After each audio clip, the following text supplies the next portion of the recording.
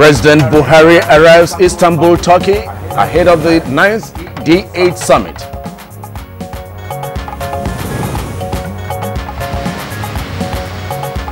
Health Minister urges Nigerians to ignore rumors that the military is involved in any vaccination exercise.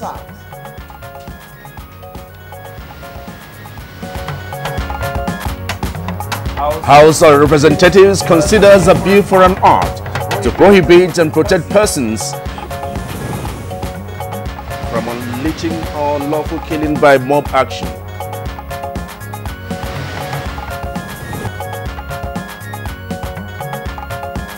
On Good Morning Nigeria today, we'll focus on enhancing food security in Nigeria.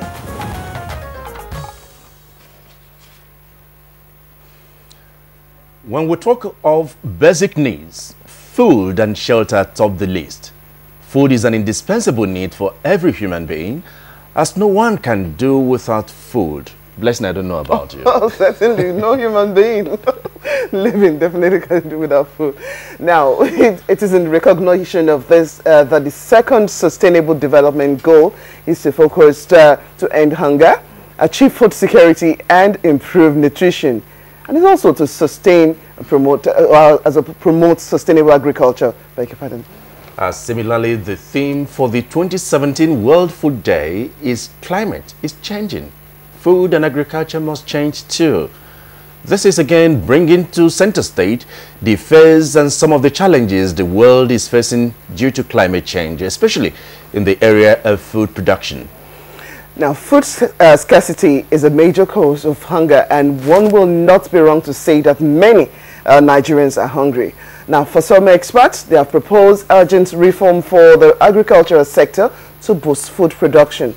But some others are of the opinion that food scarcity is not due to lack of reforms, arguing that government have introduced various interventions, measures here and there to improve food production, but only that the people are yet to feel the impact. Well, newly released data from the National Bureau of Statistics (NBS) also indicated that food index increased by 20.32% in September, up marginally by 0.07 percentage points from the rate recorded in August of 20.25%. NBS explained that rise in index was caused by increases in prices of potatoes, yam, and other tubers, as well as milk, cheese and eggs, bread and cereals, cocoa, soft drinks, fish, meat, oil, and fats. Blessing. You're quite right, exactly. However, some experts also say that presently Nigeria has enough food to feed the populace, but the problem is the question of the middlemen, actually from time to time middlemen, who will act as bridge between the farmers and the marketplace. If you go to the hinterland, you find them purchasing much of this in bulk, sometimes even ferrying some across the borders, and also making a product that they could have gotten very cheap to go on the increase. And also for transport, this is the same place the market will take through some of this goods through, and the final consumer gets the brunt, adding that the middleman have made the cost of food to get beyond the reach of the common man. So how do we make food available to hungry Nigerians? How do we bring down the prices of foodstuff? And to what extent has the agri value chain imparted in providing food for the people? These are some of the questions we'll be posing to our guests on Good Morning Nigeria this morning. And that is the focus on today's edition of Good Morning Nigeria. Welcome. I am Cliff Ayoze. We thank you for joining us on this edition of the program, Good Morning Nigeria. My name is Blessing Abu. Good to have you join us. Also join Cliff in welcoming you to this edition. This is coming to you live on the network service of the Nigerian Television Authority, NTA. Now, in addition to our main topic, which is taking a look at enhancing food security in Nigeria, we'll take you through our companion segments. We'll take a look at newspaper review. What are those headlines making headway in the front pages of the newspapers? Sports, foreign, as well as entertainment news will be coming your way. But let's kick off with the morning news, and here is Ogechi Paul as our guide. Good morning to you, Ogechi. Good morning, Blessing and Cliff.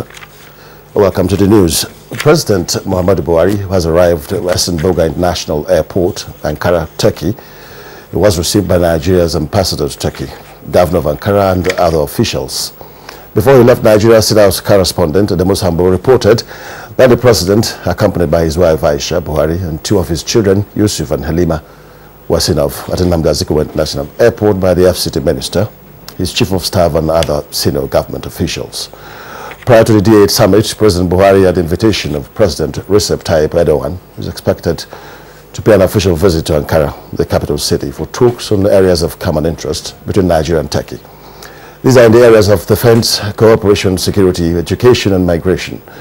Nigerian leader will also visit the Grand National Assembly of the Republic of Turkey in Ankara, where he will meet with the Speaker Ismail Karaman during the 9th summit of the D8, which will also mark the 20th anniversary of the organization, established to improve the developing countries' positions in the world economy. It will also affirm Nigeria's resolve to work with D8 member countries on many key areas, including peace and security, economy, and trade. Vice President Emir Shibajo has called for an effective collaboration within the federal government and the state governments to provide effective firefighting services across the country. The Vice President, while receiving members of the Committee of Interior of both the Senate and House of Representatives, recalled some past fire incidences in the country, which he described as most disturbing. Vice President Shibajo said the nation needs to pay attention, especially to markets for the location of fire stations and other safety provisions.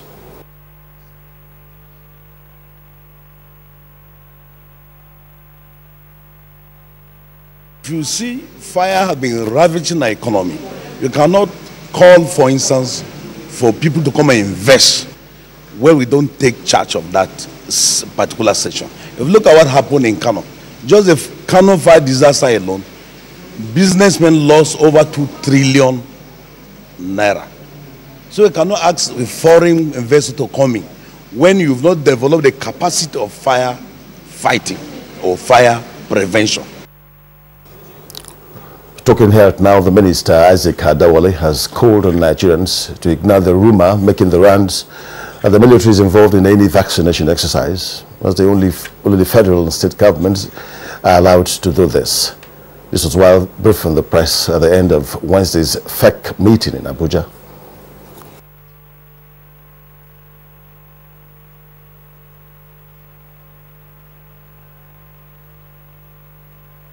So far, as of today, there are 74 suspected cases in 11 states of the country. We have confirmed 3 in Bayelsa State, and 12 of the suspected cases from Bayelsa tested negative. 4 suspected cases from Lagos tested negative. We are still expecting the results of the other ones. We are also doing advanced tests in NTA, that's at the African Center of Excellence for Genomics and Infectious Disease, to really understand the genomics of this virus. And to the National Assembly now, the critical need for ministries, departments and agencies of government to block revenue leakages and wastages, as well as support federal government's drive for a sustained and vibrant economy, has been emphasized. This came to the fore at the Wednesday's plenary when consideration was given to the interim report of the committees in customs, excise and tariffs, and marine transport in respect of a motion and the urgent need to examine the operations of the Nigerian Customs Service revenue drive. The committee immediately identified the following leakage channels as the major sources of revenue losses in the import and export value chain. 1.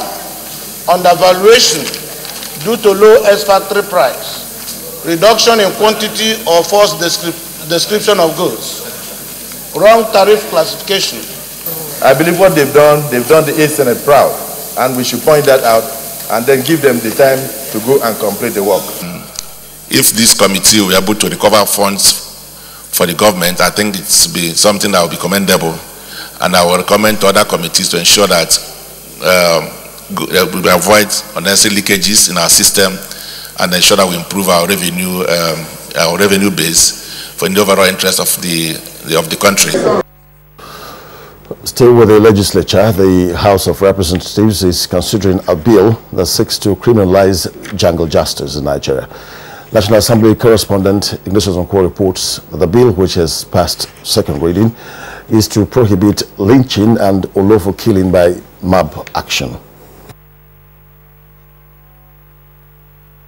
We are aware of what happened in Plateau State, where 29 people were murdered by a mob. Investigate and find out why the Federal Ministry of Agriculture and Finance failed to pay farmers in spite of government directives to do so. Where Intel has over 7,000 Nigerians. Let us not allow one company to monopolize the economy of this country.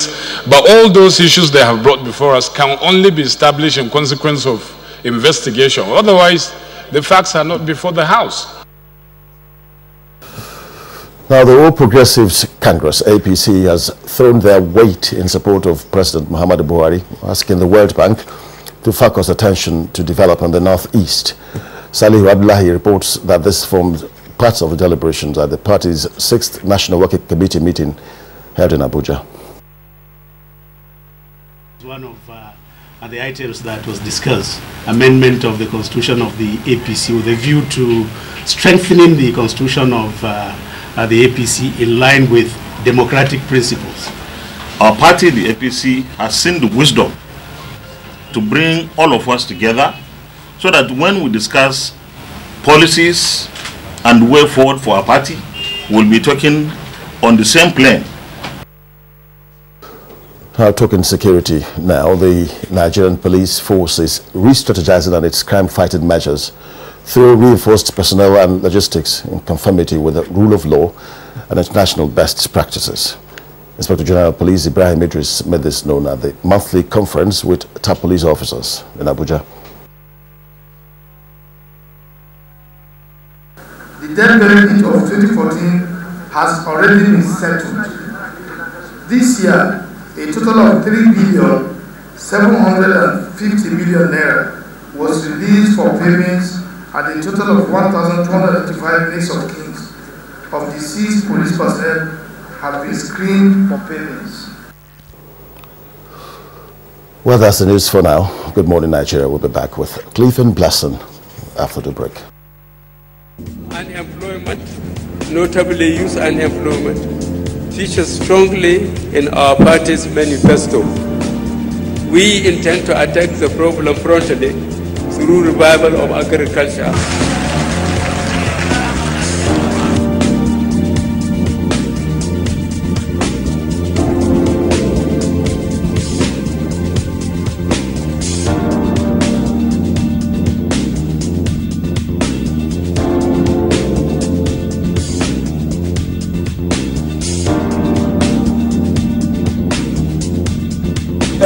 The 30K is going a long way. Actually, I bought an acre of land for 60K like 2012, and presently I have a cassava farm and a yam farm.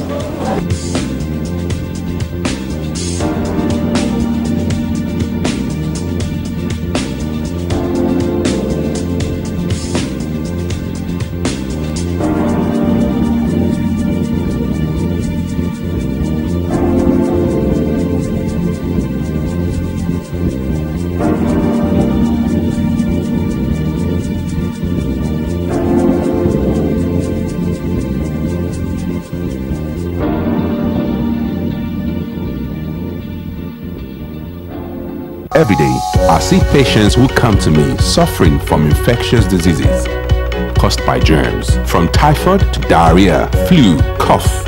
An average human being comes in contact with over 1 million germs daily when we use the toilet, from our door handles, from other surfaces. We transfer to others without realizing. That is why we recommend Dettol Antiseptic Liquid. Protect your family from up to 100 illness-causing germs. Be Dettol Sure.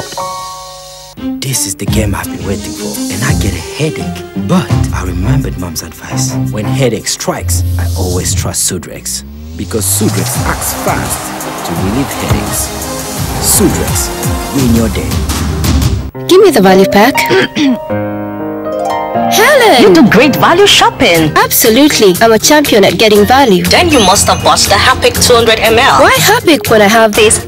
Even after applying them 10 times, they won't give a sparkling clean toilet. Impossible. Challenge. Detergent and bleach can't give a sparkling clean toilet even after 10 times. But Hapic 200 ml gives a sparkling clean toilet at one go. Wow! Hapic 200 ml.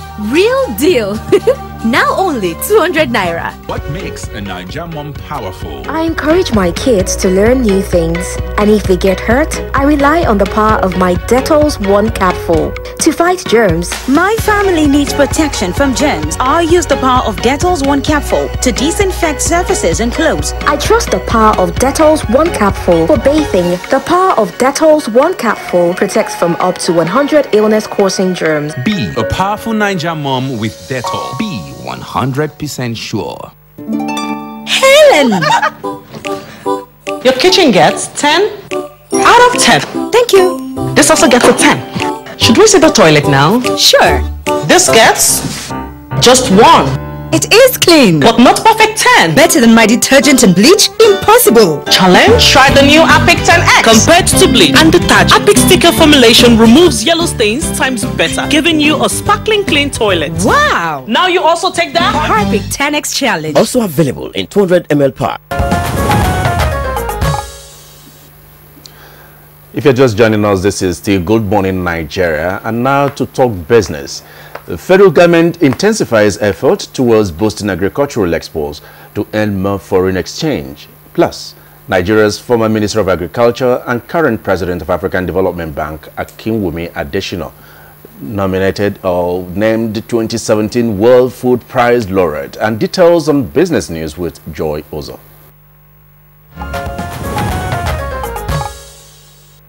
Good morning. Thank you for joining me on Business News. Africa Development Bank AFDB President Akinwumi Adesina will today be conferred the 2017 World Food Prize laureate. World Food Prize laureate, which will be conferred on Adesina in Iowa, United States of America, is to agriculture what Nobel Prize is to peace, science, and literature. A statement from the AFDB said the World Food Prize Board announced Adesina as the 2017 laureate in June for his work in improving the availability of seed, fertilizer, and financing for African farmers. He is also being recognized for laying the foundation for the youth in Africa to engage in agriculture as a profitable business. The World Food Prize, founded by Nobel laureate Norman Borlaug, is the foremost international honor recognizing the achievements of individuals who have advanced human development by improving the quality, quantity, or availability of food in the world. As Minister of Agriculture and Rural Development in Nigeria, Adesina introduced the e-wallet system, which brought transparency to fertilizer distribution system, a process previously hampered by corruption for 40 years. His policies expanded Nigeria's food production by 21 million metric tons, and the country attracted $5.6 billion in private sector investment, earning him tremendous respect as a farmers minister. Under his leadership, the AFDB is accelerating agricultural development through its Feed Africa strategy, with planned investment of $24 billion over the next 10 years. Still on agriculture, the federal government is intensifying efforts towards boosting agricultural exports to earn more foreign exchange. The government also plans to cut imports of rice and wheat, which cost $4 billion annually. This will be achieved through improving access to finance and introducing policies to encourage private investment. Minister of Agriculture Audu Ogbe says the initiative will save Nigeria $1.6 million annually. The ministry's policy direction is to strengthen extension services and input delivery support, promote value addition and market access, ensure land development and soil fertility management, provide supportive infrastructure, mainstream youth and gender productivity windows, and facilitate credit to agricultural enterprise. And elsewhere, Chinese central bank says it will continue to pump money into the interbank market to ensure stable liquidity. The bank is committing $24 billion in response to spiking liquidity demand for seasonal factors such as tax payments. Away from that to the global price of crude oil Oil prices rose Wednesday based on the fear that tensions in the Middle East could disrupt supplies. Brent crude goes for $58.27, up 39 cents. Trader says that prices were pushed up by a drop in U.S. crude inventories, as well as concerns that fighting in Iraq and mounting tensions between the United States and Iran could affect supplies. And finally, Nigerian Stock Exchange data shows that the market closes on negative note this Wednesday. We now bring you the graphic summary.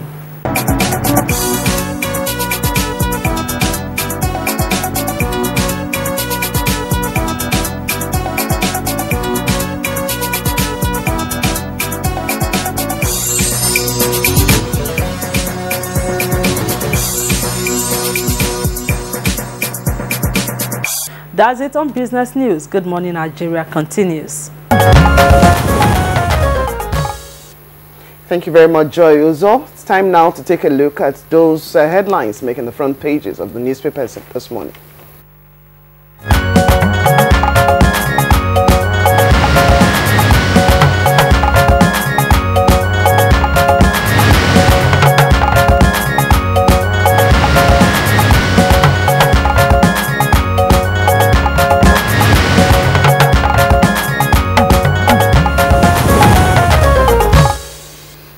And what is trending on the newspapers today, we have our newspaper reviewer, Bayo Atoyobi. It's our pleasure to have you once again. Thank you very much. Good morning. Good morning, Blessing. Good morning, Nigeria. And we start off with New Telegraph this morning.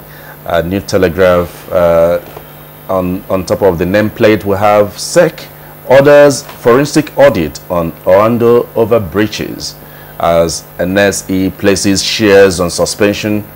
Firm we're reviewing development.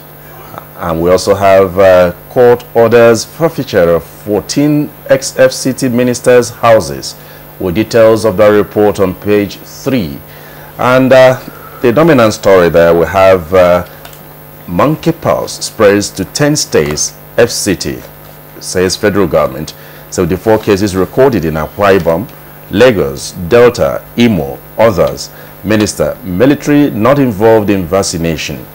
And we also have EFCC, how Jonathan's aid laundered 5.1 billion naira. Senate orders banks to unfreeze ex-First Lady's accounts, with details on page 3. And diabetes, new pill replaces insulin, with details on page 7. And we'll have some promotional reports under the nameplate of New Telegraph this morning. 217 Biafran soldiers, next of kins, get pension payment. Details on page 5 of New Telegraph. And 2,000 APC members defect to PDP in River State. Details on page 33 of New Telegraph this morning. And IGP to CPs. Stop abduction of policemen like fowls. Details on page 2. And reps to federal government restore Intel's agreement with MPA, with details on page 5. We also have other reports, but first let's go to Blessing. You must have something there. Okay, yes, some of them also are displayed here on the front pages of the papers I have. Now to Daily Trust I go.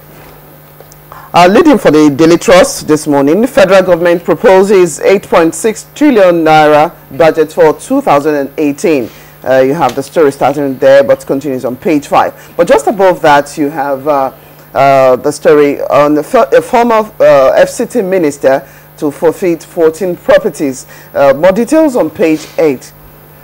Now, a coalition of Kaduna women groups were rallying in support of the 350 million World Bank loan requested by the state's government in Kaduna yesterday. That's the photograph you have right there on the front page of the Daily Trust. At the foot of the page, these are other stories you find. Jonathan, that's former President Goodluck Jonathan, visits former military President Ibrahim Badamasi Babangida in Mina. More details on page 34. Kidney theft. Don't patronize unlicensed hospitals abroad. This is a warning from federal government. More details on page 7. Vice President Yemi Osinbajo meets Kachiku, that's Minister of State Petroleum, and as well as GMD, NNPC, Baruch Mikanti at Aso Rock. More details on page 9. Now, quickly now to this day, you have the photograph of the first family as they fly to Turkey. That's yesterday. That's a photograph there of the president. Now, above the nameplate for this day, you have 2 stories. Above the SEC wields big stick to conduct forensic on a petroleum company at Oando there. Intel's with that's the writer now. House urges federal government to revert to status quo to probe contract termination. Buhari approves pension payment to retired Biafra police officers. More details about this on page 8. Now, state also spent 2.7 billion naira on external debt service in September. More details on page 8 of the paper. Leading for this day, 2019 presidential race. No discussion on automatic ticket yet, says this is coming from APC governors. And there is a writer to that story. Party receives report of True Federalism Committee. Bayo. Let's start with the alarming story about monkeypox. The Minister of Health has said that there is no vaccination for monkeypox going on anywhere in Nigeria. He says currently there are 3 vaccinations going on. One for yellow fever in Kogi and Kwara State. The other is for cholera somewhere in Borno State. Therefore, there is no truth whatsoever in the alarm that there's monkeypox vaccination. The latest is in Eket in Akwa Ibom, and as close as FCT here in Suleja yesterday, people were withdrawing their children from school from the same false alarm. And so it needs to be said. However, the minister must have given rise to this rumor. Social media is culprit specifically to this. Somebody originated a rumor and people are passing it through Twitter, WhatsApp, and people are alarmed the moment they see it, they go to withdraw their children from school.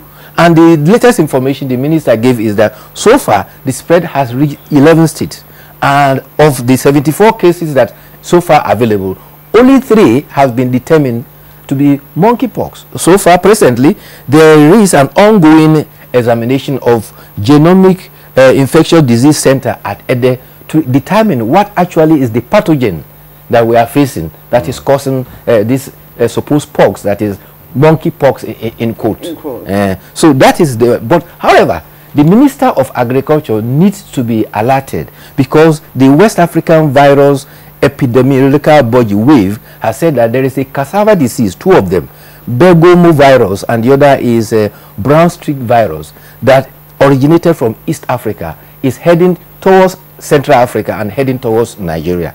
And that is the alarm now that something has to be done very quickly to ensure that that cassava disease does not infiltrate into Nigeria. Especially when we have growing cassava in our numbers at the highest grower. Yes, you recall just about a year ago how tomato virus disease dealt damage to the activities of farmers. So this early warning needs to be taken on considerably. The other report is also on the medium-term expenditure framework and the fiscal strategy plan covering 2018 to 2020.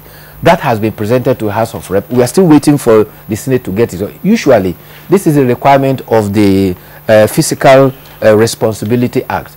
This has to be sent as a prelude before the formal presentation of the budget proposal for 2018. But already there are indications about the parameters for the budget 2018. Some 2 papers are disagreeing. Daily Trust is reporting that the estimate used for petrol production barrels per day is 2.5 million per day according to Daily Trust. But this day reports 2.3 million barrels per day. But they all agree that the parameters set for the capital expenditure for next year is about 2.37 trillion, which is about 30.2%. The recurrent expenditure is put about 5.56 trillion. Bayo, we still have other headlines. The authority this morning is saying that Buhari approves pensions for ex-Biafra police officers and Petard begins payment tomorrow.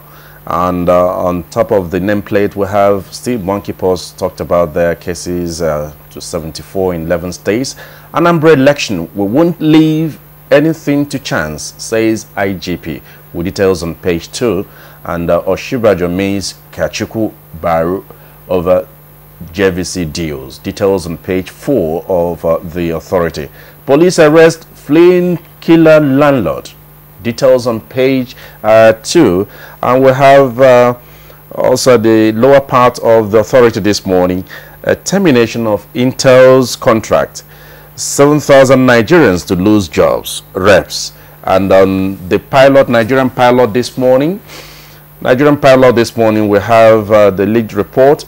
NPA Intel reps stop FG from revoking contract, with details on page 10. Demand status quo be maintained. But just below the nameplate, we have revenue leakage. Banks remit 140 billion to CBN. Senate. Details on page 6. And INEC needs 1 million ad hoc staff for 2019 elections, says the chairman. With details of it on page 12. Registers 2,158,171 voters for Anambra Guber poll. And the lower part of the Nigerian pilot this morning. Lawmakers order FRSC officials to bear arms. Warns against illegal usage. And of course, we have other things. Monkeypox case. Masol begins preparation for Jukwu's 5th memorial. Militants kidnapped 4 Britons in Delta. Indicted High Court judge loses bid to stop sack. And fresh ballot. TVC commends FG, CAPES. TUC commends FG, CAPES governors. Of course, 2 issues. The pension thing that have been approved by Mr. President for ex-Biafra police officers, and of course the NPA Intel issue. Well, you see, there are 217 former Biafran soldiers and policemen. They were initially dismissed, but during the tenure of President Olusegun Obasanjo, their dismissal was converted to retirement, and that thing has been lying down. They've not been paid their gratuity.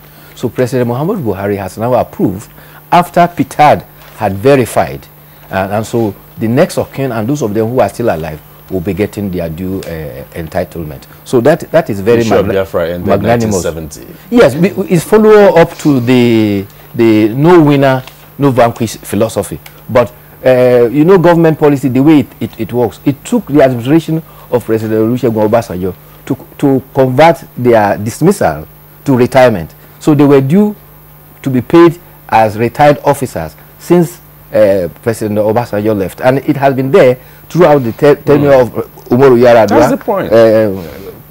President Goodluck Jonathan, and now somehow at least they will now have cause to smile. They will be paid.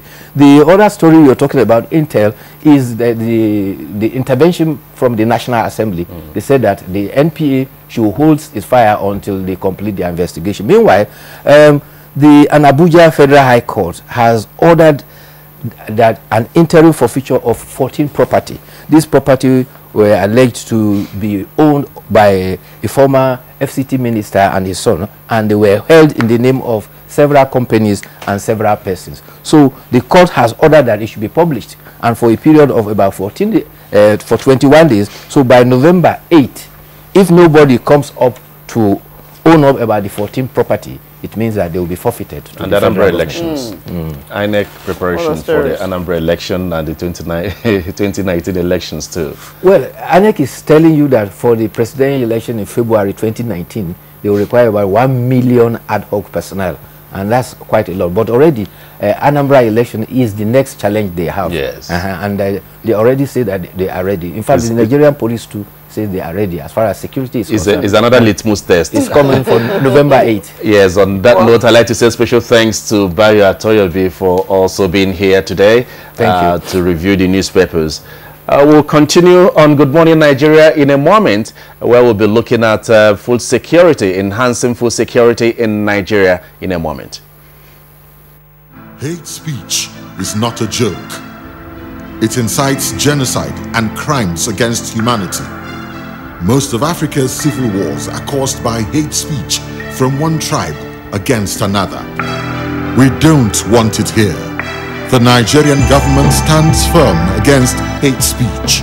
I was distressed to notice that some of the comments especially in the social media, have crossed our national red lines by daring to question our collective existence as a nation. This is a step too far. One nation bound in freedom, peace and unity. Nigeria, one nation, one people. This is a public service announcement brought to you by NTA.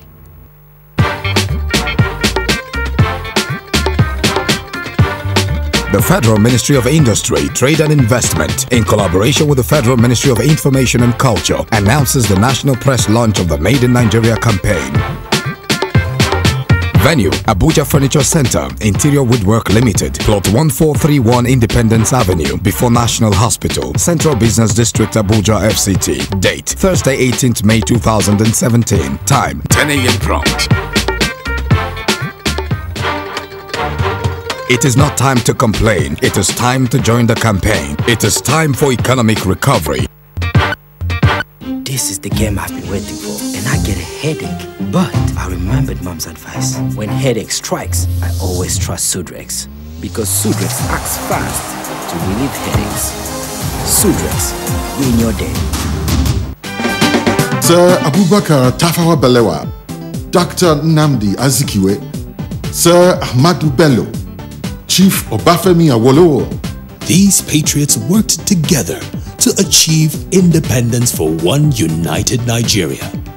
Although some may say Nigeria is a mistake, we all know that the Almighty never makes mistakes.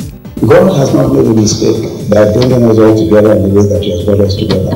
God has put us together here so that we can build a community that will be an example to the entire world.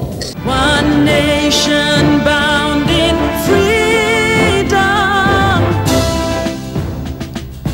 peace and unity. Nigeria, one nation, one people. This is a public service announcement brought to you by NTA.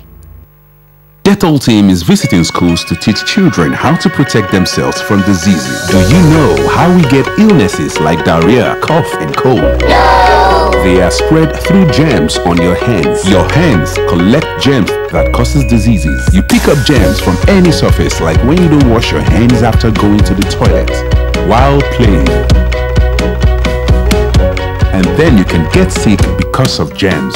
That's why you need to fight germs to stay healthy by washing your hands regularly with Dettol soap to protect from up to 100 illness-causing germs. Wash, wash, wash your hands. What you have to do is wash, wash, wash your hands. Dettol soap every day. Wash, wash, wash your hands. Can I see your particulars, sir?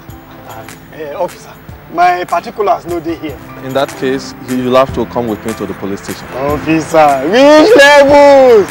Where I for find you something make you take arrange your weekend. What? Offense number 1, driving without particulars. Offense number 2, trying to bribe an officer of the law. I won't harass Nigerians or take bribe. Change begins with me. This message is brought to you by the National Orientation Agency in conjunction with the Federal Ministry of Information and Culture. If you just tuned in, the program is Good Morning Nigeria, showing live on the network service of the Nigerian Television Authority, the NTA. Now, as a prompt for our conversation this morning, let's take a look at Saliu Abdullahi's report on the need to what to do to actually enhance food security in Nigeria. The World Food Day celebration in Nigeria focuses on food production for national security, job creation and poverty reduction through agriculture, which is the main focus of the present administration. Although government is making significant achievement in upscaling national food production and supply.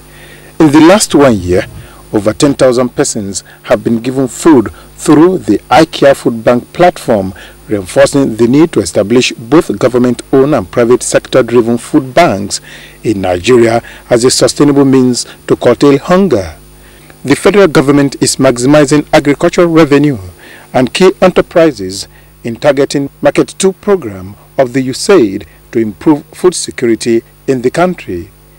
Market 2 is a USAID 5-year project aimed at promoting smallholder farmers' access to increased income, ready markets, better inputs, and adequate finance, as well as water.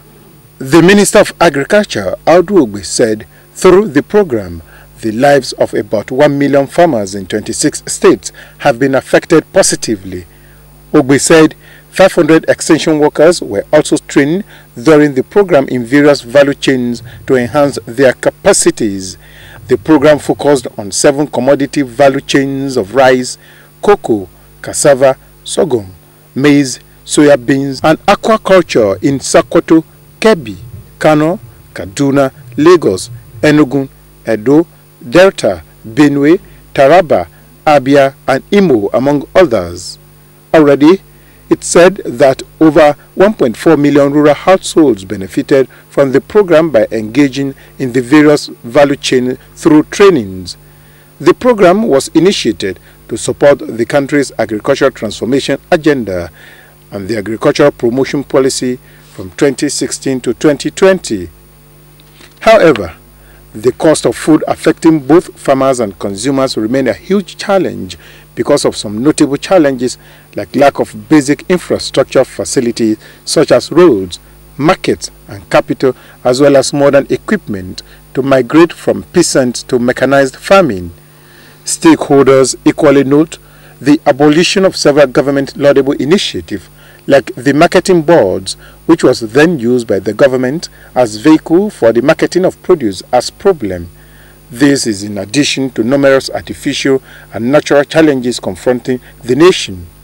Worthy of note is the National Bureau of Statistics (NBS) latest report indicating that food index increased by 20.32% in September, up marginally by 0.07% points from the rate recorded in August of 20.25%.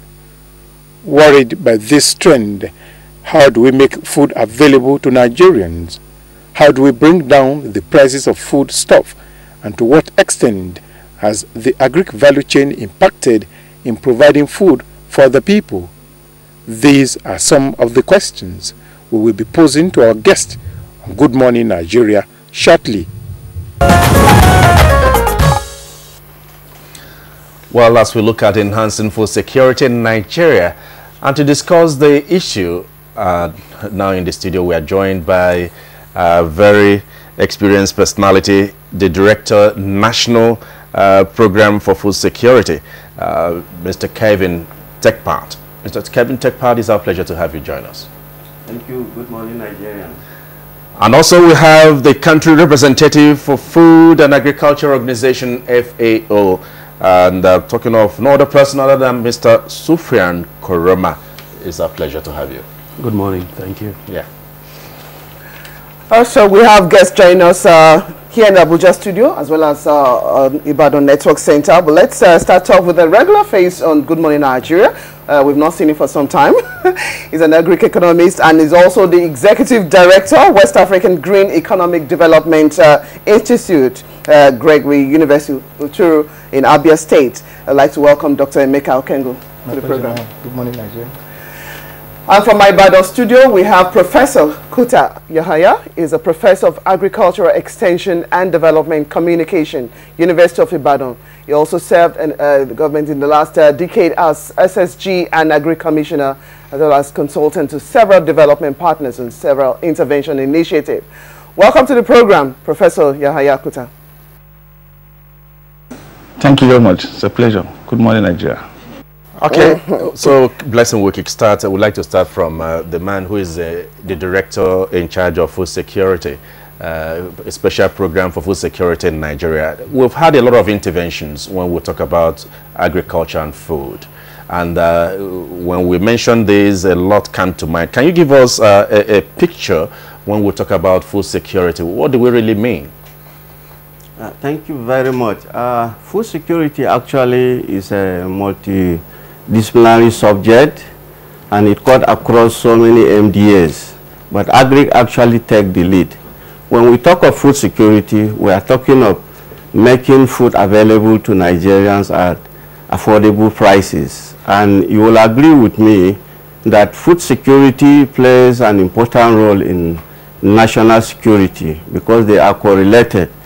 If food security is not attained, then the issue of national security becomes a very big problem because, as is said, an empty stomach is always full of annoyance, and therefore communities that are not food secured will definitely be aggressive and can result into many vices that will bring back progress in this country.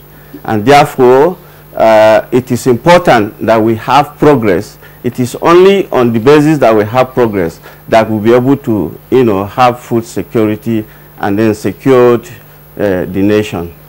Okay, let's come to the country representative of Food and Agriculture Organization, Mr. Kurama. From your perspective, what should we understand as food security, and what steps do we really need to take to ensure food security? Thank you very much. As FAO, we have a universal definition of food security that emanates from the World Food Summit 5 years later in Rome. Food security is defined as a situation when all people at all times have physical and economic access to safe and nutritious food to meet their dietary preference and cultural practices for a healthy life. In our definition, we have 4 dimensions of food security. You look at availability, which means food is available; access, which is both physical, you produce it yourself, or you have other avenues to have income to buy it. You have utilization, implies what you actually do with the food. Then you have the issue of stability. Stability now looks at how you grapple with some of the issues that were mentioned in the report, talking about price stability, talking about production stability, talking about risks. So in a nutshell, this is how we characterize food security in the FAO. All right, let's feel the pulse from Dr. Okengo. Looking at these 4 stages to food, for food, availability, accessibility, utilization, and stability, as you just pointed out, can Nigeria be said to be food secure? Well, let's even start from the intro that you showed. What you showed wasn't food. What you showed were inputs to food. So probably I think what we should do is to even try to give a definition to what is food. Okay, let's take this very popular staple. Is yam food, or is yam a food input? You tell us. I'm going to tell you. You see, because it's important you define it.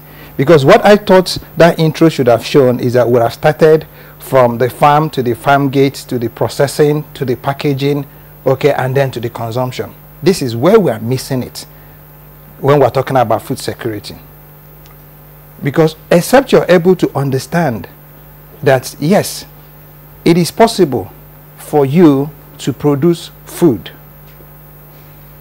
as agriculture, but it is not possible for you to have food security without technology. So if you delink it, this is where you begin to have issues. Like my brother Sufyan has said, he talked about availability, affordability, accessibility, okay, and then there should have been sustainability. Because it is, yes. Now, because if you're talking about sustainability, this is where you're not talking about volume. It is not all about, okay, in this 1 month we have all the whole yams in the market, and in another 2, 3, 4, 5 months you're not able to get it. This is where the volume and sustainability comes in. Now, having thrown this little thoughts, do we have the capacity in Nigeria to be talking about food security? All right. Are we food secure as a country? Can we be food secure as a country if we are not actually now looking at our back end, which is what the intros you've been showing, and the front end, which is actually where you can be able to define if you're able to be food secure? And I can give you in one word. Probably as we go along, if you give me the opportunity, I'll be able to present it, with facts. Sure. We are very food insecure, and we remain so for a long time, except we're able to think it through. Okay, thank you very much, Dr. Kengo. Now let's return to Ibadan, where we earlier introduced Professor Kuta Yahaya, Professor of Agricultural Extension. Now, having listened to the other guests that have spoken, where do you stand? Will food secured? Do we have food sufficiency? What exactly do we mean when we talk about food security for Nigeria and indeed the world? Thank you very much. I appreciate the elaborate definitions and perspectives of earlier speakers. For me, it is a total desire for every nation to be able to feed our citizens. In Nigeria, we have come a long way. Different policies, different programs, different interventions, different collaborations at national, local, and international level. As heavy investment in agriculture over the years. And you recall, hitherto, Nigeria was predominantly an agrarian society before the advent of petroleum. But when petroleum came, agriculture was jettison. It took the second seat. But thank God, the deliberate effort of the current administration is taking and yielding results from an import deficit, perpetual import, food import nation. We're now beginning to take stock and look inwards to produce some of the foods that we need, that we have the potential for production. So I look at it from the aggregate of all the actors, from policy makers to the key technical experts at the various levels of agriculture, research and development, to extension and to the farmers. You realize that Nigeria is at crossroad along the value chain. But the deliberate effort now to address the issues of agriculture along the value chain is going to minimize the wastages and the inadequacies associated with our inability to secure ourselves in terms of food security. And as I said, there's a high level correlation between food security and national security. So the deliberative effort that is going on is going to surmount the challenges of the perceived food insecurity question that is being, paraded. However, by the time the food producers, the actors along the value chains, and indeed the end users are put on the same level of consideration with adequate budgetary provisions, I think Nigeria is on its way out of the woods. Thank you, Professor Kuta Yahaya, for that input that you've talked about. Now, let me come to FAO before I go to the Director, Special Program on Food Security. Recently, the World Bank said, looking at our growing population, the level of production is not in line with the population. That is, we're not producing enough food to match the growing population.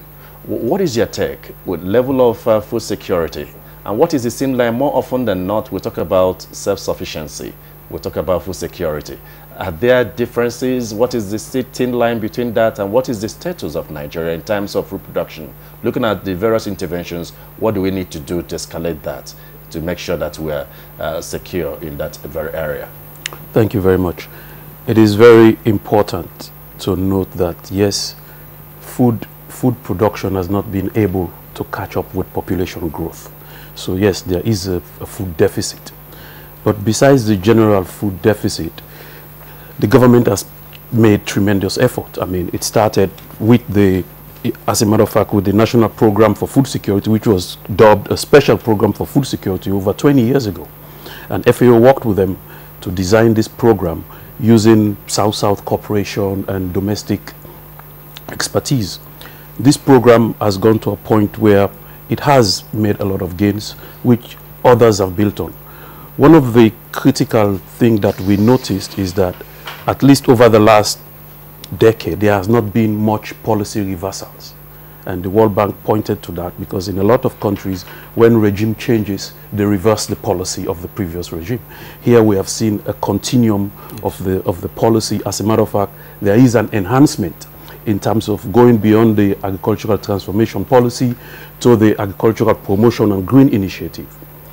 But agriculture is a very, very difficult objective. It requires continuous review, continuous monitoring, continuous investment. And it is not just looking at the production. What we are trying to focus now on in FAO is on the enablers, on the environment, the enabling environment to make sure that all these policies are linked to the smallholder farm, to the smallholder farmers. Link them across the value chain. Look across the horizontal aspects of the value chain, not just look at cassava within the framework of cassava, but what do you do with cassava? I mean, it has industrial uses. Why not exploit those uses? Unless you create that demand. You see, most of what we've been doing is looking at supply side issues. We have to look now at demand side issues, where what are the other uses? Why don't we have industries to take advantage of food? FAO, we have a program that is based on zero food loss and waste, where we believe everything in any food can be utilized.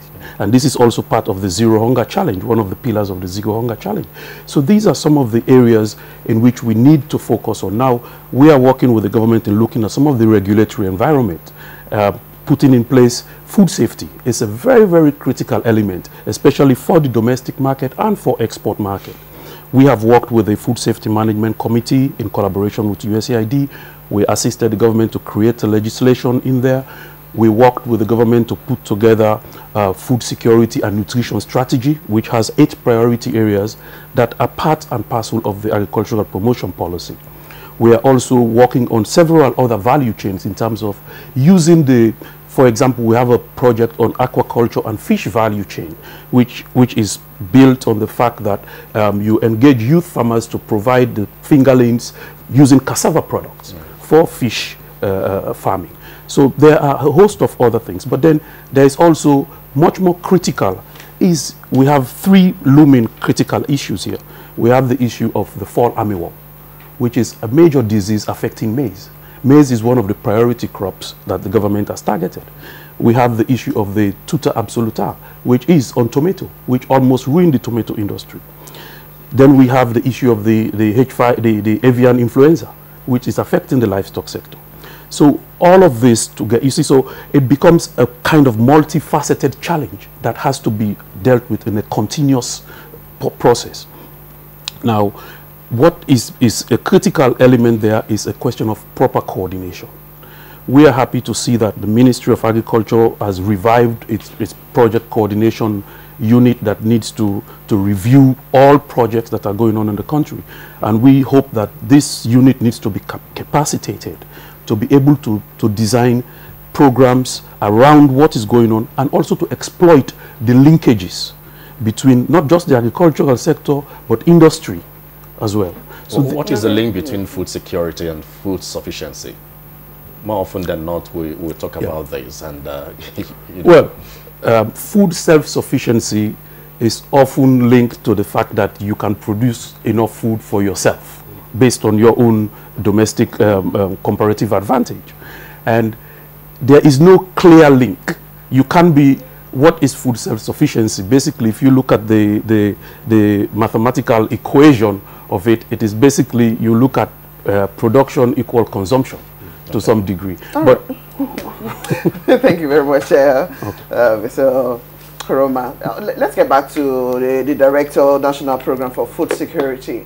Now, so much has been done and so much will still be done in the areas of programs, policies, and also other areas of strengthening the agricultural sector alongside what the value chain should be to actually define or maybe put in aggregate now what we're trying to, Cliff was trying to ask earlier, food security and that of food sufficiency.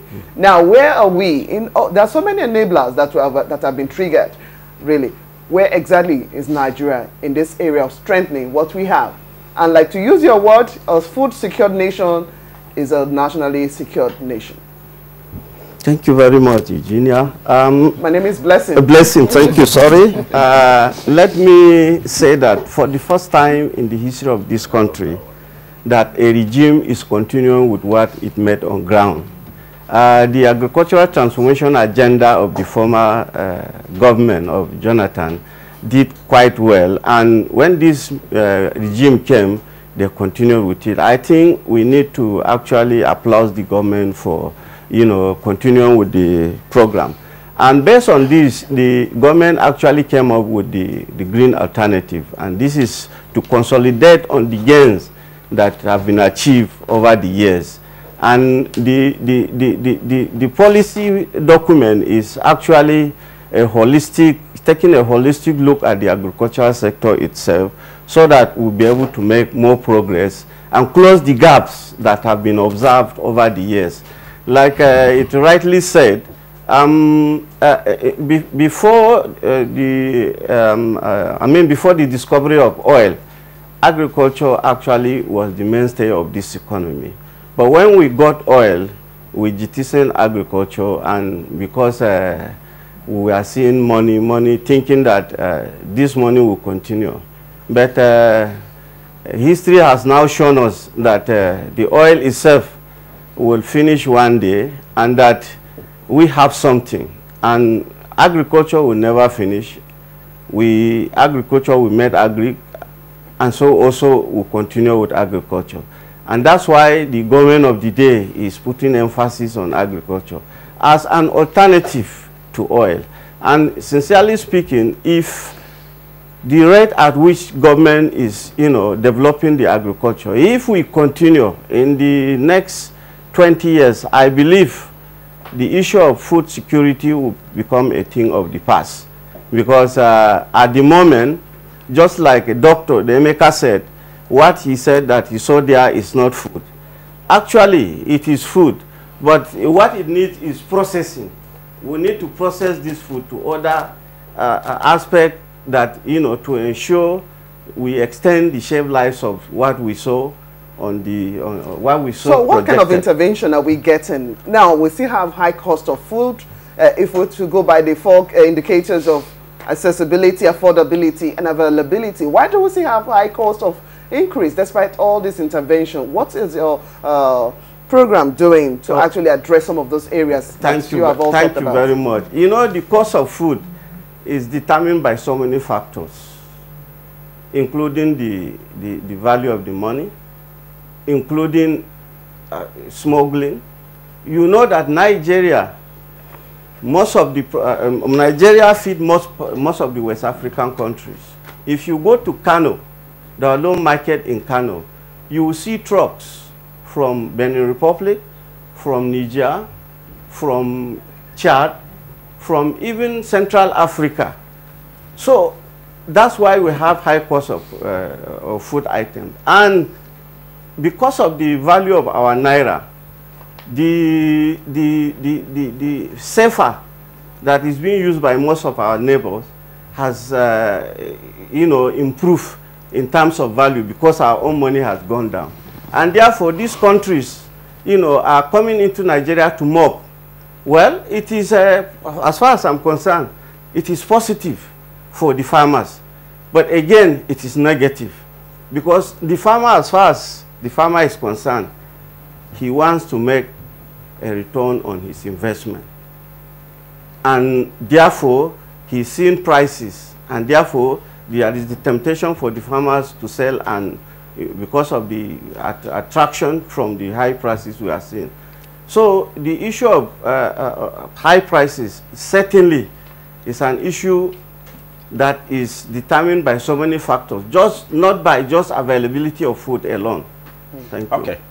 Thank you, Kevin. Take part. We'll now go to Dr. Okemwu, because we're talking about agriculture in its connectivity. How connected are the plans? Because it's a process. You talked about moving from farm through a technology-driven value chain to consumption. And we have input from, we have several educational institutions, research institutions. Hardly in any university you don't study agriculture. We have College of Agriculture. How coordinated are the activities towards ensuring that Nigeria has enhanced food for security? Thank you very much, Cliff. I think first, let us even identify what the challenges are. because sometimes we will glance over this thing. Nigeria is an agriculture. Oh, we made so much money from agriculture. Yes, we did, but it also made us extremely food insecure. How do you mean? Because by the time we were talking about Nigeria gaining so much from agriculture, lands that were supposed to have been used for food production were used for cash crop production. And it wasn't consumed locally. It wasn't our game. It was the buyer's gain. And how that started was all the lands in your villages where you had the palm plantations were where your parents and grandparents used to grow their food. And as they took that land, they lost the capacity to grow the amount of yam that could have made them, self-sufficient, and then be able to now spread this volume towards value. Because it is only when you have volume that you can now begin to talk about the allied infrastructure. Second, everybody keeps talking about, farmers in Nigeria. And then you have a country, or more developed countries like Netherlands, that has little or no land, and are exporting, trillions of tons of food from very limited land space. And then less than 2, 3, 4, 5% of the population is actually involved in this chain. I'm just trying to get to a point. Yeah. So it is not about you having 80,000 or 100,000 smallholder farmers. It is about you having 80,000 hectares of land that you can actually now correlate in producing facilities or foods or inputs that you can now begin to value process. Now, you come to your village blessing or mine. This person is planting ose and suka. This person is planting plantain. This person is planting this. And FOA says, okay, we want to put in a processing mill here. And by the end of the day, you're not able to do that because the cost of energy, is consumed. The cost of packaging is consumed. And all that. What's my point? It's important that as a country, when we want to begin to tell ourselves, let's even define what is food. You had tea this morning. I've not. Okay. At least I was offered tea. That's why I made that assumption. And when she said to me, oh, do you want tea or coffee? And I said, green tea. Is that not food? It is food.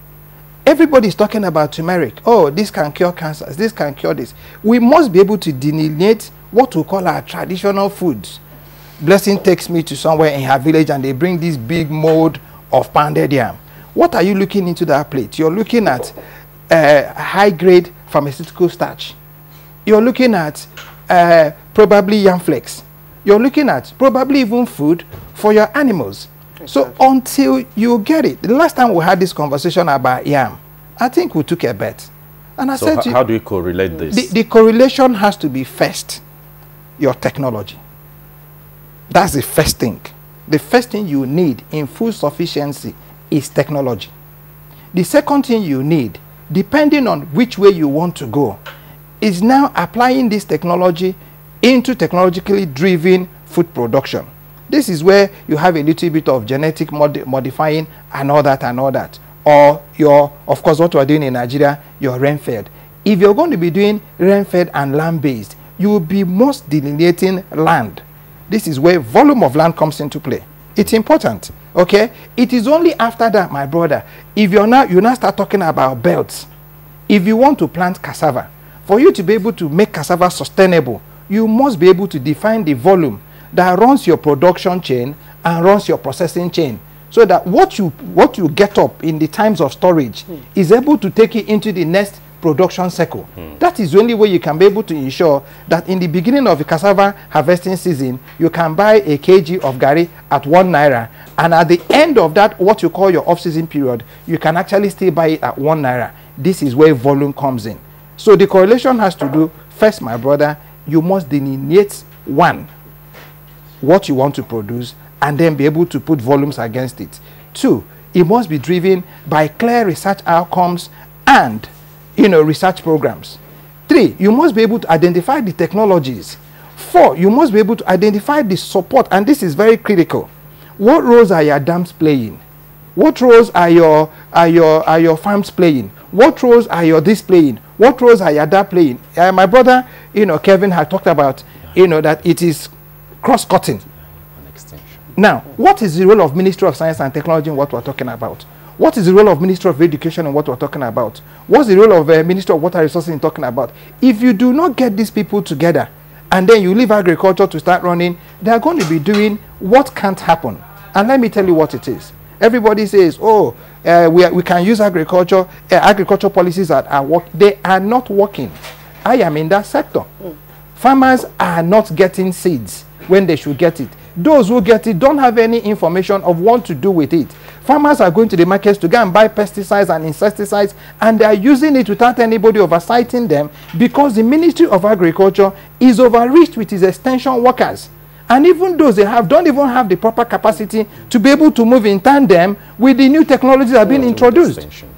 So this is what the problem is. All right, thank you very much, which is a good way to now take the next question to our guest in Ibadan, Professor Yahaya Kuta. We've talked about so many things here, but of great importance is the area which you are your experts. That's the area of agricultural extension, which is one key area. Lack of that or paucity of such extension services is stalling what we need to do with agric really in the country.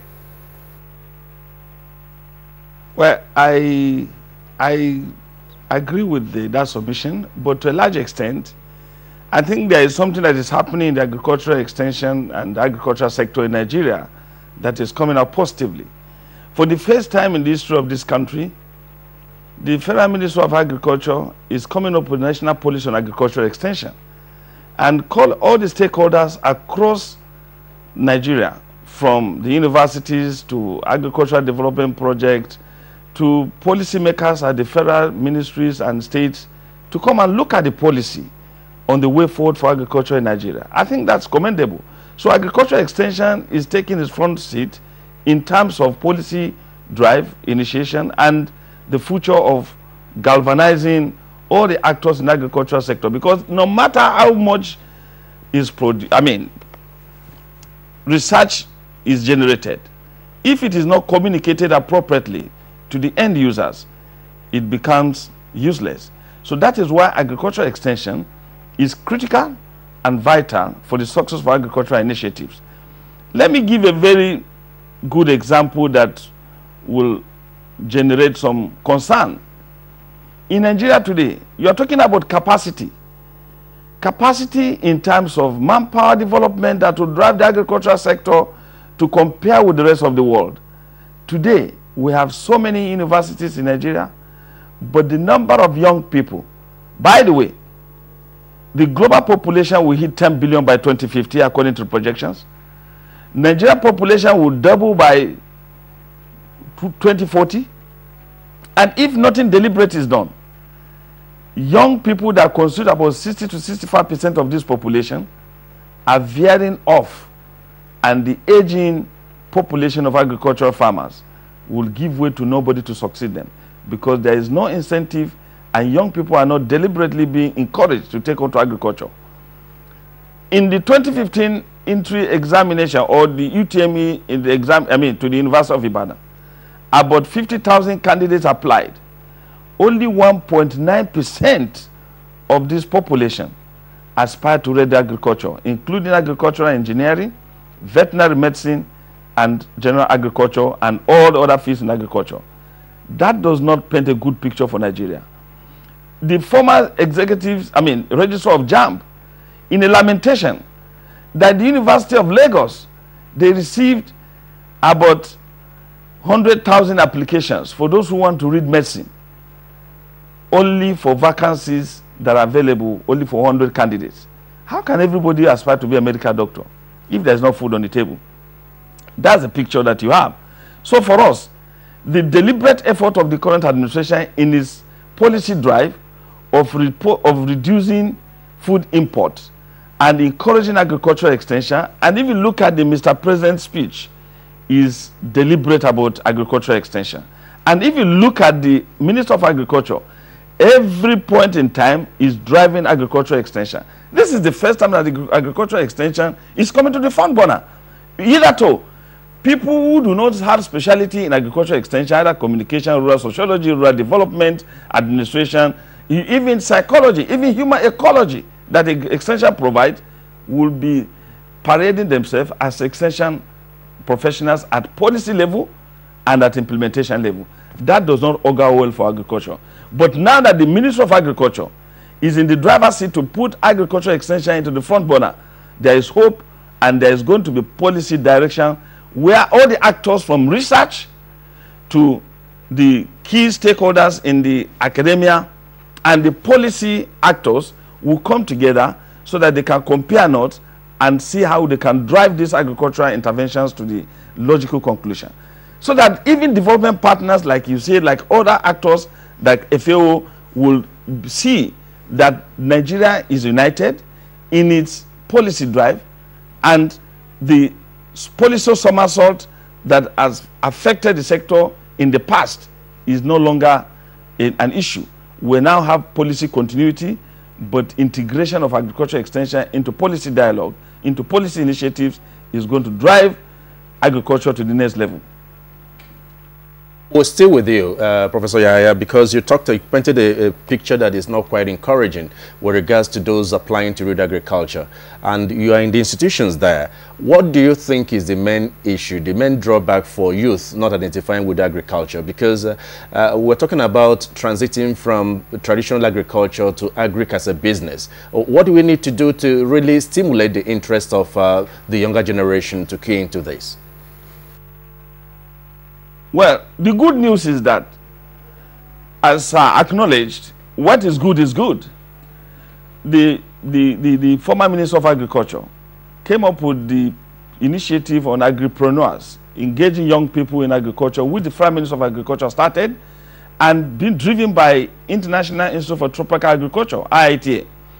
IITA, as you know, marked its 50th anniversary just a couple of months ago. The minister was there. I mean, the former president, Chief Olusegun Obasanjo, is the IITA ambassador, and that he watched what young people are doing. When Akiumi, the former minister and the president of African Development Bank, came to commission the Akiumi Center for Agripreneurs, and that Chief Obasanjo was amazed about what he saw young people doing in agriculture, including a medical doctor who dropped the stethoscope to get involved in agriculture and is doing excellently well. Some of them are today Nigerian ambassadors in terms of agricultural export.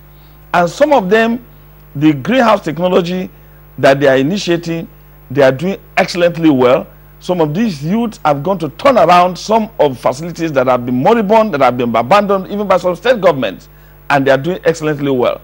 So if you look at that, what is happening in IITA today, driving the agripreneur policy of getting young people, irrespective of their background, whether they don't have background in agriculture, they give them induction course for some months and they support them to go and practice. So with that attractive initiative now, if all the 36 states of Nigeria will key into what IITA has initiated in collaboration with the Prime Minister of Agriculture, because what is happening like in Israel is triangulation of agriculture. At the apex, you have the policy by the Minister of Agriculture. At the bottom, you have extension interacting with the farmers. So the basic thing that the Minister of Agriculture is doing is policy initiative, enforcement, regulations, and standardization. So if we can restrict ourselves to that and get extension moving and get these young people, give them technology to support them, you cannot expect a young graduate, for God's sake, to go back to the village to go and be using the hose and the drudgery associated production system that his grandfathers and forebears used. But with the new technologies that are coming up now along the value chain, is going to make it easier for young people to get attracted into agriculture. And IITA has started it. So I challenge all the 36 states to come to IITA and see what is happening in IITA collaboration. And many universities today that are offering courses in agriculture, how many of them can boast of budgetary provision to support provision of tractors and other mechanization facilities that will make agriculture attractive to young people? Nil. Many of the universities are poorly funded. So if funding to agricultural faculties in the universities, in polytechnics, in colleges of education, in colleges of agriculture are supported deliberately, is going to enhance attraction for young people. But you can't expect a young person who aspired to also do certain things as other people in other places, you expect him to go and carry hoe how is he going to cope? When his mates are in high-brow breedings in the banks, in Security Exchange Commission, exchanging notes, exchanging social media messages about how they are flying. So we need to be deliberate. We need to create an enabling environment for young people to be attracted to agriculture. Otherwise, the picture for the future is not only dangerous, but a threat to human and food security as a whole. Yeah, there. We'll come back to the studio here. Because, part of the theme for this year is change the future of migration, at least to stop them moving into droves of course, to other parts of the world, and also to invest in food security and rural development. Of course, yes, because if you don't really, get the whole thing, the whole sector going, restructuring it to where we should be, because we're in a modern age, this is a digital age, age driven by technology. And I come to Food and Agriculture Organization because building capacity along that line, making it attractive is one way to go. And you have to partner with the country. I'm sure you have programs lined out in that direction. What is Food and Agriculture, United Nations Food and Agriculture Organization doing in that direction to ensure that Nigeria, transits from the traditional way of doing things to the modern way in terms of agriculture, looking at what obtains in our institutions of learning and in various communities in terms of agriculture and farming? Yes, the discussion has been what is actually critical to move agriculture forward. My colleague here talked about technology. It is very interesting. When I came here, one of my first intervention was a project we have in a place called Jere in Kaduna State, which involves the private sector and several other UN agencies.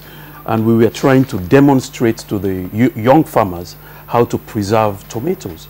And after the process, what they ask is, why don't you send it to us in our smartphones? So that we could continuously use it. And so the technology is already there. It is how we make it effective. And that could also reduce the cost of extension, because having physical people there with, it is difficult to have one person with knowledge of all the farming systems in a particular place. But with the technology that you mentioned, you could have all of that in one simple smartphone. But we need to also bring down the cost of the technology. We need to bring down the cost of connectivity. So these are all linked to agriculture. These are some of the things we call the enablers.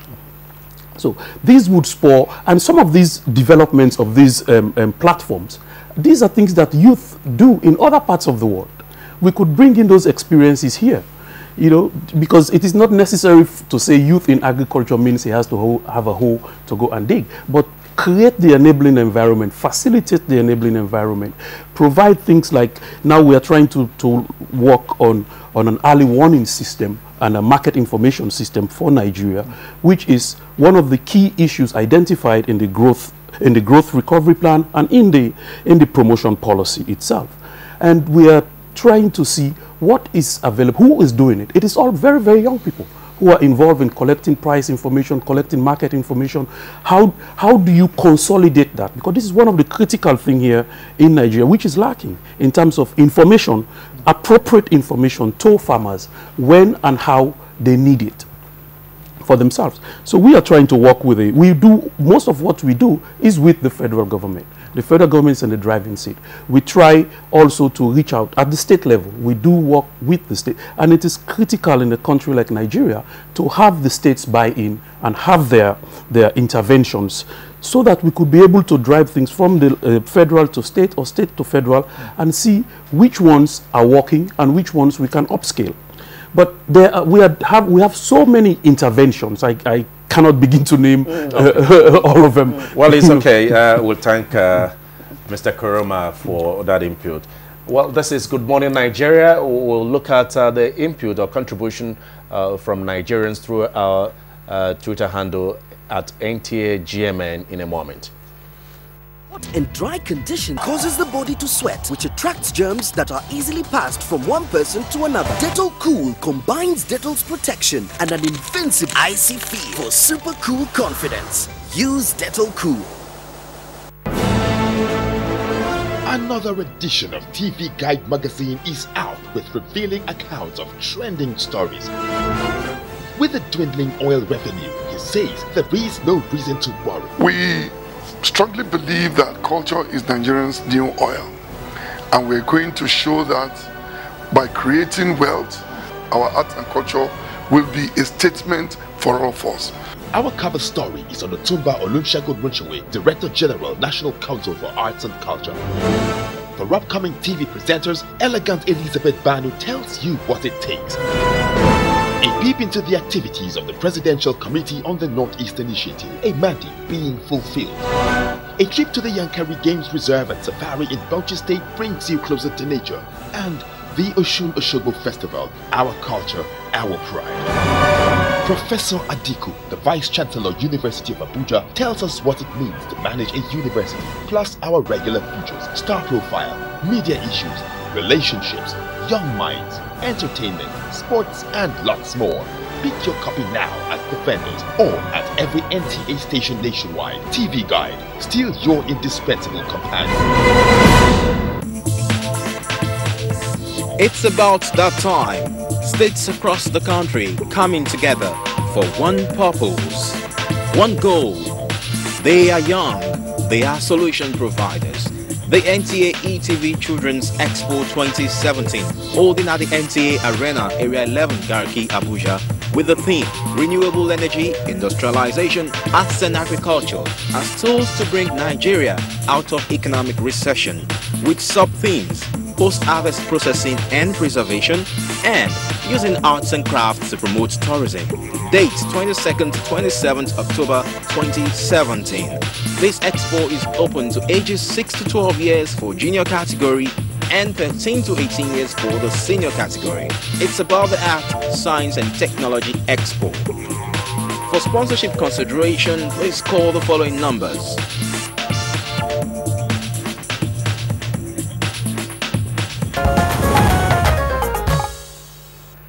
Thank you for holding on there. The program is still Good Morning Nigeria, and our focus is enhancing food security in Nigeria.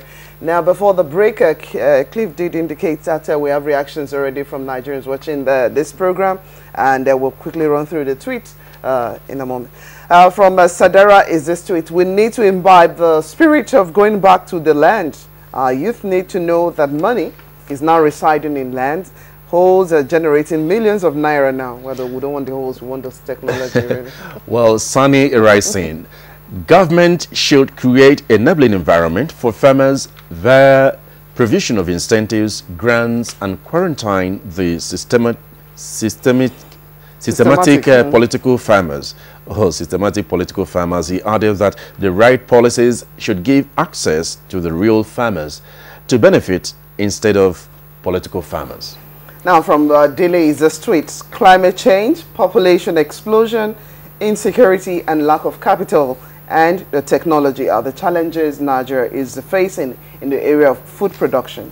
And Saidu ML says making sustainable agriculture a national priority will be a good start. We have to be self-sufficient. Jax is a Twitter handle for this person. Food scarcity is a major cause of hunger, whereas hunger is the major cause of anger and even political agitations. Sufficient food is equal to unity in Nigeria. And Ibrahim Usman says food security could be tackled by good government policies that are well monitored by private sector and other organizations deemed for a purpose. Michael tweets: politicians over the years have hijacked the government's incentives, loans and grants, thereby leaving the real farmers stranded. And Jamil says overpopulation of white-collar workers leaving rural areas undeveloped and mono-economic situation of the country are some of the causative agents of not moving forward or making the best in agriculture. Ibrahim Panti says the demand for cash in hand and bank accounts seems to be the priority.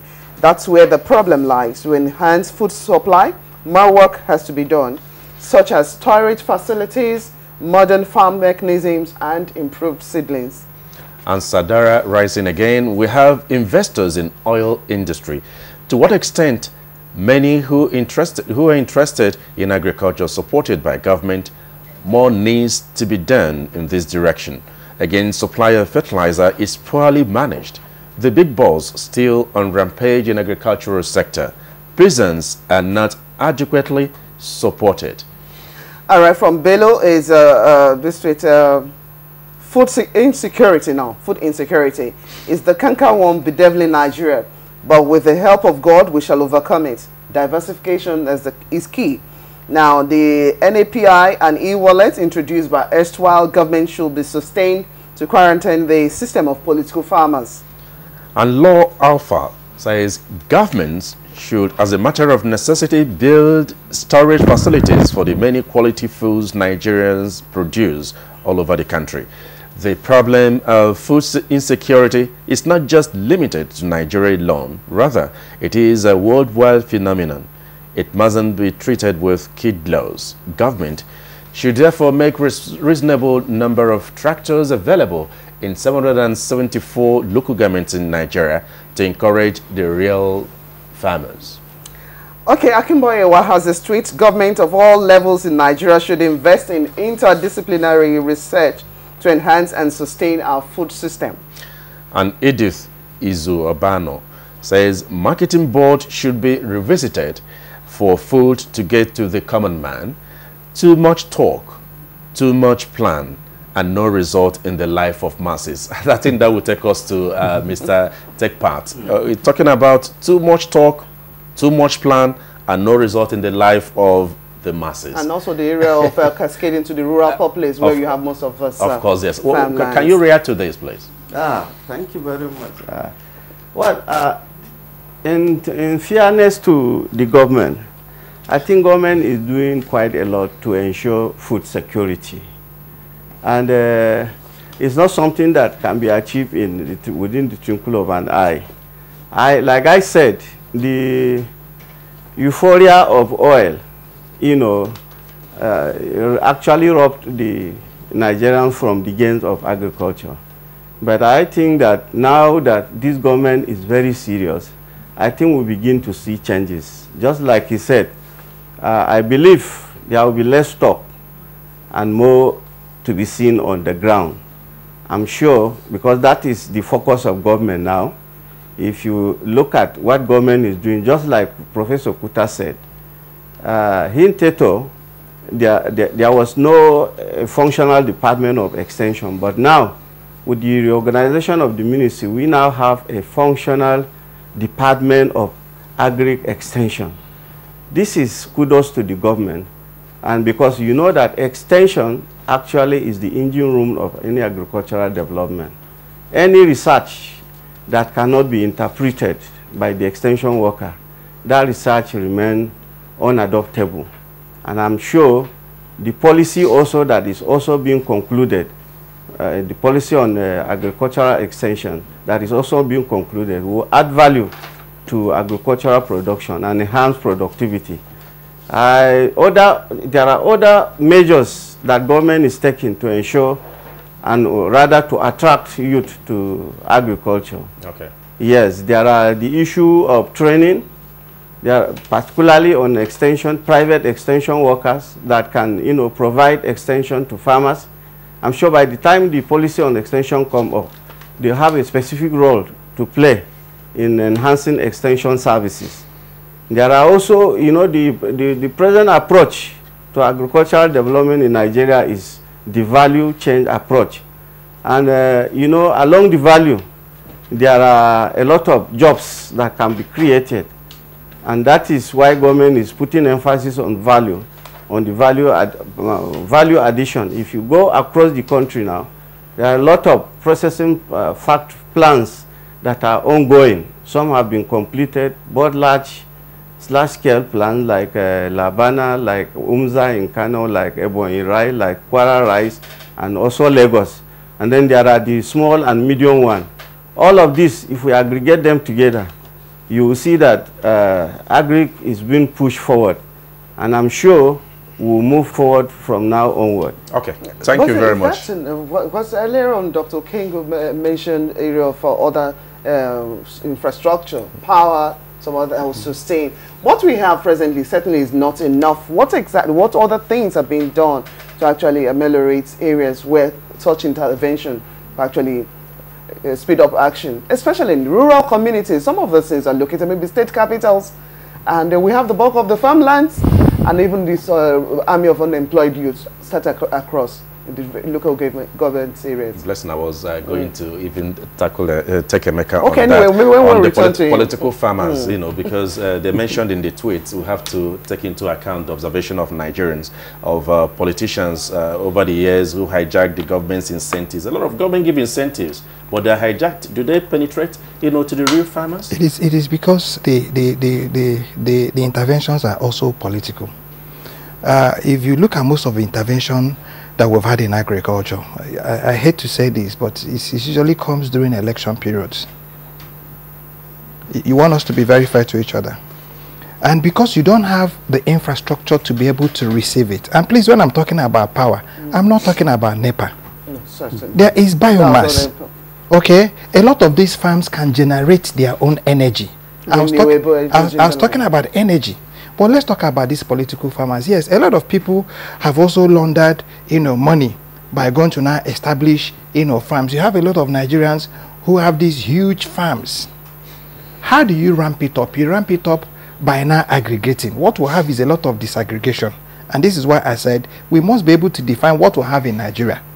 Even the so-called local farmers that you have, to what extent do you have resources that can be able to help them plant in what soils? Has there been any national, you know, soil investigation statistics that have been done? Do we have any national soil data? Have we done all of this? That's no, no. The answer is a large no.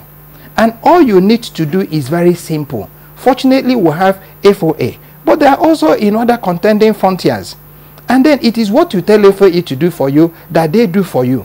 FAO, you mean? Yeah, yes. If we go to them and say, listen, help us do this very simple thing, can you be able to help us first?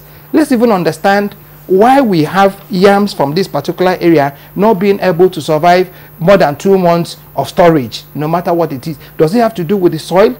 This is where your soil investigation comes into play. But let me go a little further.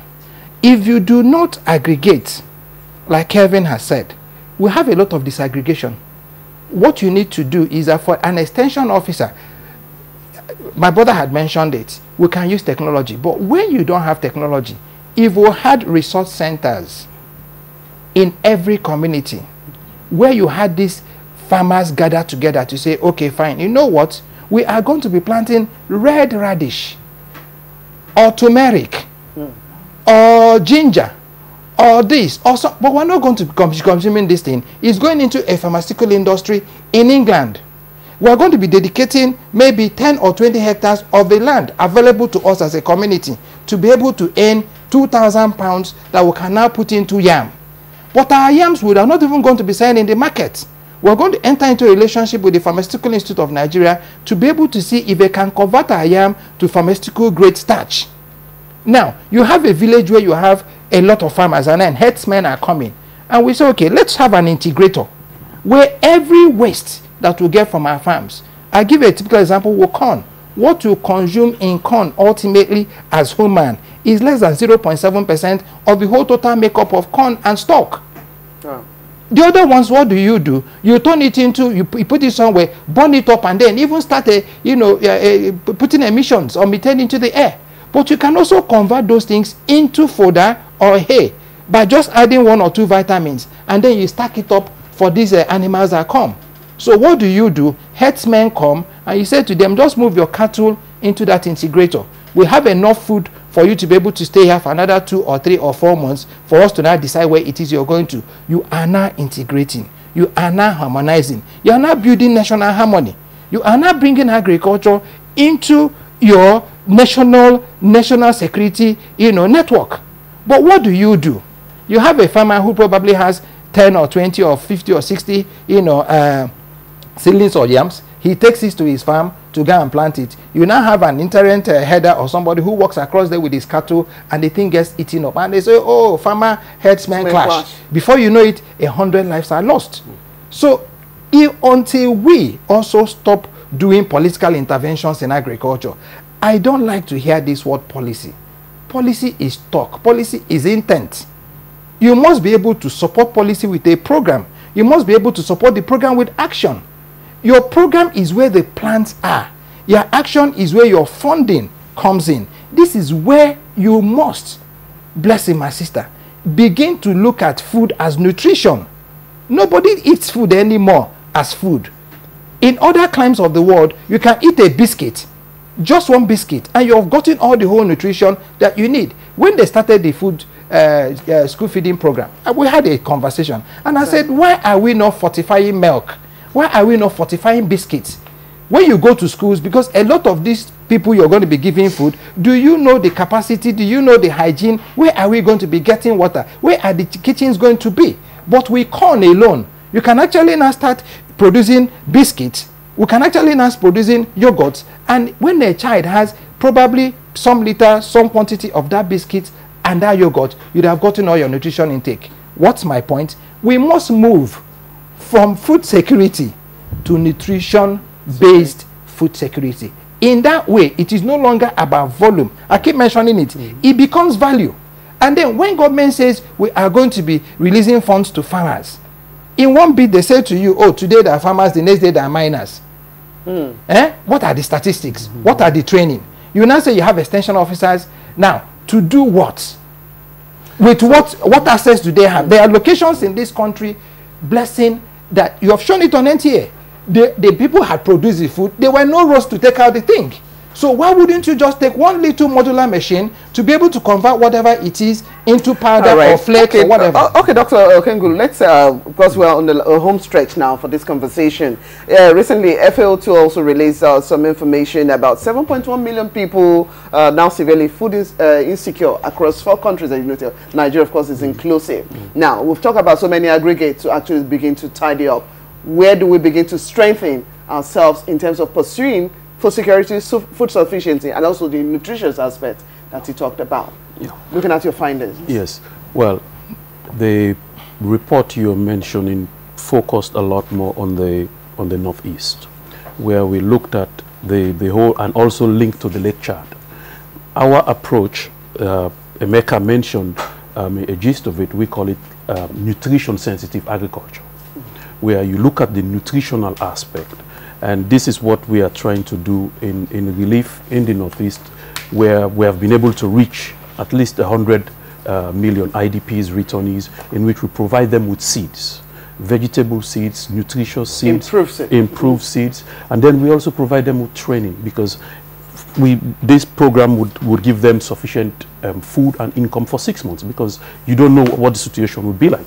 We also complemented that with some livestock, some ruminants, some goats, which we provided to female-headed households. So these are some of the interventions that we focused on specifically for that particular situation. Okay, the director of the food program, where do we begin to redirect such energies that the federal government is pushing out in terms of policies, even though Dr. King said he doesn't like the word policy, there has to be definite programs. How is this cascading to the subnational governments? Thank you very much. The federal government actually is emphasizing on working directly with the farmers at the rural areas, and it is actually done in collaboration with the states. You know, agriculture falls under the concurrent list, and you are aware that the farmers actually reside at the state level. And so whatever the federal government is doing it in collaboration with the states. And therefore, I believe the states are keen in. If you go to states like Kebbi, the issue of youth farmers, if you go to states like Kebbi, you find out that majority of the farmers now are youth. I had the privilege of working in Kebbi for some years, and I interacted well with farmers, particularly the young farmers. And what most of them do tell us that time was that they actually waste their time, you know, pushing water in the town. But by the time they went back home, they realized that agriculture pays, and a lot of them are going back. So there are more engagement for young persons now you're taking? Exactly, okay. Exactly. All right, Tech Part, we other gentlemen, we have some tweets. Quickly, we'll run through them because we must go now. We must round up on this conversation. Well, we could have loved to get comments from Prof, but that's the much we can take from him. Let's round off with these comments from Nigerians. I will have Omobolaha Until now, Nigerians only do peasant farming. Government must confront the problem frontally. Apart from the Anchor Borrowers Program, private sector is key. What we are not doing right is, over time, we are plagued with leadership problem. How do farmers get their produce across to urban cities without good roads? So you mentioned that. Well, from this Twitter handle, agribusiness, the small-scale food processing entrepreneurs should be encouraged and supported, and also to ensure farmers get fertilizers and animal feeds at good prices. Improved and hybrid seedlings should be made available to farmers, and also most agricultural produce perish before they get to consumers due to poor road network access. And Bello Jamiu says, I am optimistic that we can tackle this by the effectiveness of the Green Alternative Program launched by the President of Nigeria.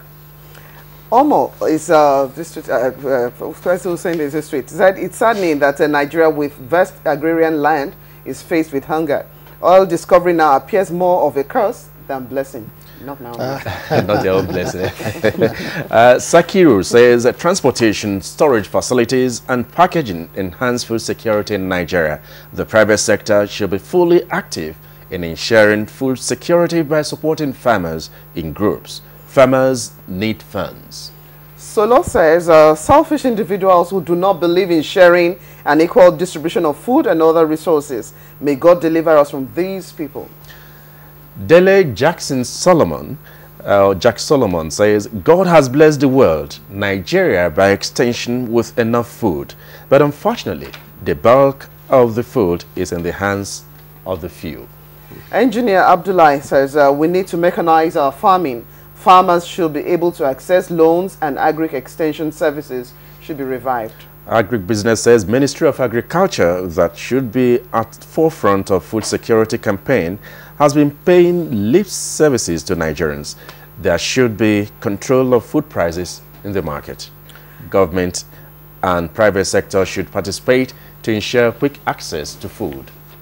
Edith Izuobano says until every citizen can eat with satisfaction, with minimum stress, federal government actions will be hopeless. We can't tackle the problem of food insecurity without doing the basics. Go to the hinterlands and see the decay of our road network. How do we move? Actions of government must be coordinated so that programs transcend into purposeful realities. And Olayiwale Musbao says the high cost of farming by local farmers and market problem needs to be addressed. Government should reduce tax on equipment and incentivize acquiring land for farming is also discouraging. Well, those are some of the tweets. We'd like to appreciate our guests. We'd like to thank Dr. Emeka Okengu, an agri-economist and also Executive Director, West Africa Green Economic Development Institute, Gregory University of Turu in Abia State. Thank you for coming on the program. Thank you very much. We'd also like to appreciate Dr. Kuruma. Yes. Well, actually, you're talking about Shukran Kuruma, the country rep of United Nations Food and Agriculture Organization, FAO. We thank you so much. Thank you very much. Of course, we go to Ibadan, where we had Professor Kuta Yahaya. Professor Kuta Yahaya, a professor of Agricultural Extension and Development Communication, University of Ibadan. We thank you so much for your expertise and contribution to this conversation. Thank you very much. It's a pleasure. Thank you. Of course, Kevin, you really took part in this conversation and made the impact of government, felt what government is doing in that direction in terms of enhancing food security. He's the director in charge of the program on food security. We thank you so much. Thank you for inviting the Federal Ministry of Agriculture to participate in this program. Yeah, we're always partners in progress because Nigerians are eager for us to produce more foods and remain on top of food security. We thank you all, gentlemen, for this conversation. And of course, that's where we move to our next segment, where we have sports. A lot happening in the sports world. Let's get the sports desk to tell us more. Nigeria's home-based Super Eagles will know their group opponents for the African Nations Championship CHAN as the Confederation of African